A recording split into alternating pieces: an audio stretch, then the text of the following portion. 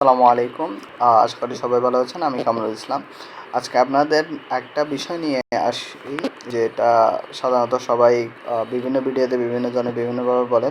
বিষয়টা হচ্ছে কোনো একটা জিনিস মেমোরাইজ করা। তো আমরা মনে করি আমরা অনেকে মনে করি মেমোরি হচ্ছে এমন একটা জিনিস যেটা হচ্ছে ছবি তোলার মতো, সাথে সাথে দেখলে সাথে সাথে মানে ওই জিনিসটা মনে চলে আসবে ওই রকম। আসলে মেমোরিটা ওই জিনিস না। অথবা এরকমও মনে করি আমরা কিছু কিছু মানুষ, যে আমরা অনেকে মনে করি যে মেমোরিটা হচ্ছে আপনার হচ্ছে কোনো একটা পেন ড্রাইভের মতো, যেটাতে সব কিছু সেভ থাকবে। মানে এটাতে আপনি করে ইনপুট দিলে সেভ থাকবে, কিন্তু মেমোরিটা এর থেকে এক্সট্রিম কেন? আমার মেমোরিটা কিন্তু নিজে নিজে ডিলিট করতে পারে। আপনার মেমোরিটা কিন্তু নিজে নিজে মানে আপনি যতক্ষণ ধরে সাবকনশিয়াস মাইন্ডে আপনার জিনিসটা, যে তথ্যটা আপনি মুখস্থ রাখতে যাচ্ছেন, ওই জিনিসটা আপনি যতক্ষণ ধরে সাবকনশিয়াস মাইন্ডে রাখবেন না, ততক্ষণ ধরে ওই জিনিসটা সেভ হবে না। তো আমি আজকে মূলত 10টা নিয়ম বলবো। সব 10টা মানে আমি অনেকগুলো ভিডিও দেখছি এবং বইও পড়ছি, যেগুলোর উপর ভিত্তি করে আপনি হয়তো কিছু কিছু শুনছেন, কিছু কিছু মানে ভিডিওতে কম বেশি বলে। আমি চেষ্টা করব সব কিছু বলে দেওয়ার আপনাদেরকে, যেন আপনাদেরকে দ্বিতীয় কোনো ভিডিও দেখতে না হয়। তো মূলত প্রথম শুরু, আর বেশি কথা না বাড়াই, প্রথমত 1 নম্বর দিয়ে শুরু করি। কোনো একটা জিনিস আমরা যখন পড়বো, ওই জিনিসটা আমরা বারবার মানে কোনো একটা টপিক আমি নতুন পড়তেছি, ঠিক আছে, প্রথম পড়তেছি, ওই জিনিসটা আমি যেহেতু আমার ভাষায় হইলে আমি কি করব, আমি সাথে সাথে ওই জিনিসটা একবার পড়ে নিব। একবার পরে বা তারপরে আমি কি করবো, একবার পরে কিছু বুঝি নাই, দ্বিতীয় আরেকবার পড়ে নিব। দ্বিতীয়বার পরে যে কী করব, বইটা উল্টিয়ে ফেলবো। প্রথম কাজ হচ্ছে এটা।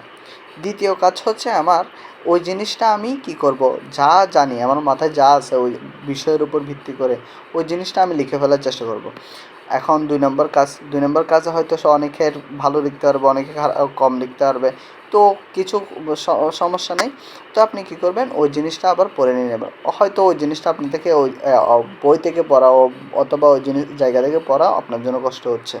তখন 3 নম্বর কাজ হচ্ছে আপনার চ্যাট জিপিটি বা এআই ইউজ করে আপনার থেকে আপনার মতো করে প্রম্পটিং করবেন, যে আপনি বলবেন যে আমাকে এমনভাবে বুঝাই দাও যেন আমি এই উদাহরণ দিয়ে বুঝাই দাও, অথবা তুমি আমাকে ক্লাস 10-এর একটা ছাত্রের অনুযায়ী বুঝে দাও, অথবা ক্লাস 6-এর ছাত্র অনুযায়ী বুঝে দাও।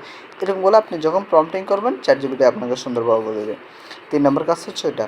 তো এইটার পরে 4 নম্বর কাজ হচ্ছে ওই জিনিসটা আপনি করছেন, ওই জিনিসটাকে একটা যখন আপনি জিনিসটা বুঝছেন, ওই জিনিসটা লিখে ফেলবেন, তো ঠিক আছে।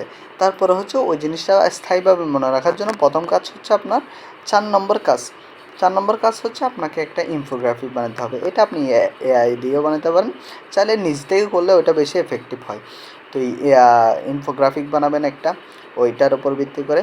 5 নম্বর হচ্ছে আপনার যে জিনিসটা করবেন, 5 নম্বর কাজ, ওইটা হচ্ছে একটা কোড বানায় ফেলবেন। মানে একটা মানে মনে করেন ফর এক্সাম্পল হিসেবে যদি বলি, আমি কোনো একটা বিষয়ে ফর বিজনেস ফান্ডামেন্টালের অত বলি যে প্রিন্সিপাল কয়টা, তো যদি হয় 7টার প্রথম অক্ষরগুলো লিখে লিখে আমি একটা কোড বানায় ফেললাম।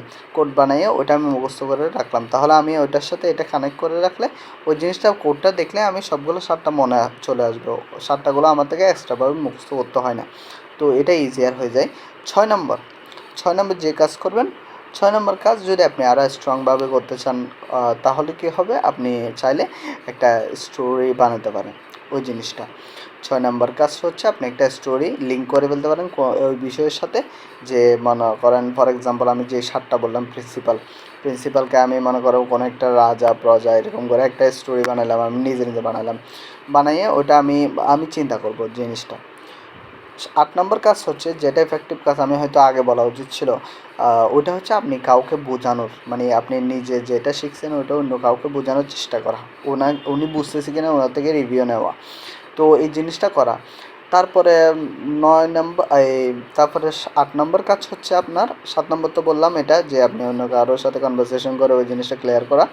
তারপরে 9 নম্বর 8 নম্বর হচ্ছে আপনার যে জিনিসটা মানে পড়ছেন বা জানছেন, ওই জিনিসটা আপনি কী করেন, ভিডিও রেকর্ডের মাধ্যমে করতে পারেন। আর বেশি ইফেক্টিভ হলে মনে করেন কোনো একটা জিনিস আপনি লাস্ট টাইমে এক্সামের দিকে 1 ঘন্টা আগে জানতে পারছেন, ওই জিনিসটা মনে করেন অডিও রেকর্ড করলে, আপনি অডিও রেকর্ডটা 1 ঘন্টা আগে শুনে রাখলে ওটা এফেক্টিভ হয়। আর একটা কথা বলে রাখি 8 নম্বরটা বলার আগে, যে 9 নম্বরটা বলার আগে, তো কথা হচ্ছে আমরা হচ্ছে আমাদের ব্রেন হচ্ছে এমন একটা জিনিস, যেটা হচ্ছে আমরা কোনো একটা জিনিস আজকে মুখস্থ করছি, ওই জিনিসটা ওইটা 24 ঘন্টা পরে 75% আমরা ভুলে যাই, আর 25% যেটা মনে থাকে ওইটাও বিভিন্ন ডিস্ট্র্যাকশনের কারণে আস্তে আস্তে আমরা ভুলে যাই কোনো একটা টপিক সম্বন্ধে। তো স্থায়ীভাবে কোনো একটা জিনিস যদি আমরা মনে রাখতে চাই, তখন আমরা অনেকগুলো ট্রিক ইউজ করতে পারি, এই ট্রিকগুলোই বলতেছি। তো আর 9 নম্বর আমি বলতেছি যে জিনিসটা, 9 নম্বর হচ্ছে অডিও ভিডিও করার পরে আপনি বোঝানোর পরে তারপরে হচ্ছে আপনি চাইলে কী করতে পারেন, মানে এগুলা আপনি প্রতিদিন প্র্যাকটিস করতে পারেন। প্রতিদিন প্র্যাকটিস করা মানে আপনার এই জিনিসগুলো, মনে করেন কেউ হচ্ছে কোনো একটা জিনিস অস্থায়ীভাবে মনে রাখার জন্য 3 দিন, মানে কোনো একটা জিনিস আপনি পড়ছেন আজকে, 3 দিন পরে আবার ওই জিনিসটা পড়বেন, 3 দিন পরে পড়ার পরে স্টপ রাখবেন, তারপর 1 সপ্তাহ, মানে এই 3 দিন পরে 1 সপ্তাহ পরে পড়বেন জিনিসটা, আবার রিভিউ করা, স্থায়ীভাবে মনে লং টার্ম থেকে শর্ট টার্ম থেকে লং টার্মে আপনার মেমোরিতে সেভ হওয়ার জন্য এই কাজটা করলে আপনার স্থায়ীভাবে মনে থাকবে। 10 নম্বর হচ্ছে একেবারে লাস্ট কথা, মেমোরি যেটা ছাড়া হয় না। নিউরোসায়েন্সের বিভিন্ন সায়েন্টিস্টের রিসার্চে আসছে, যখন একটা মানুষ সঠিকভাবে কমে যদি 6 ঘন্টা কমে 5 ঘন্টা কমে প্রতিদিন, তার হচ্ছে প্রতিদিনের 40% করে তার হচ্ছে ব্রেনের মেমোরি লস হয়ে যায়, মানে মেমোরি কোনো একটা জিনিস আমি মুখস্থ করছি ওইটা হচ্ছে আপনি ভুলে যাবেন, 40% করে করে আস্তে আস্তে ভুলে যাবেন। তো এটার জন্য হচ্ছে আপনি স্লিপিং ভালো রাখতে হবে। স্লিপিং ভালো রাখলে আপনার কি ওই জিনিসটা, আপনার যে জিনিসগুলো আপনি ফোকাস করতেছেন ওই জিনিসগুলো করতে পারবেন। তো আমি আজকে 10টা জিনিস বলছি, এই 10টার মধ্যে মেইন 9টা ছিল যেগুলো হচ্ছে ট্রিক্স। তো ট্রিক্সগুলো কেউ সবগুলো ট্রিক্স কাজে লাগায়, কেউ হচ্ছে এর থেকে 2-3টা ট্রিক্স কাজে লাগাইলেও হয়ে যায়। তো আপনি চাইলে সবগুলো ট্রাই করতে পারেন, আপনি একটা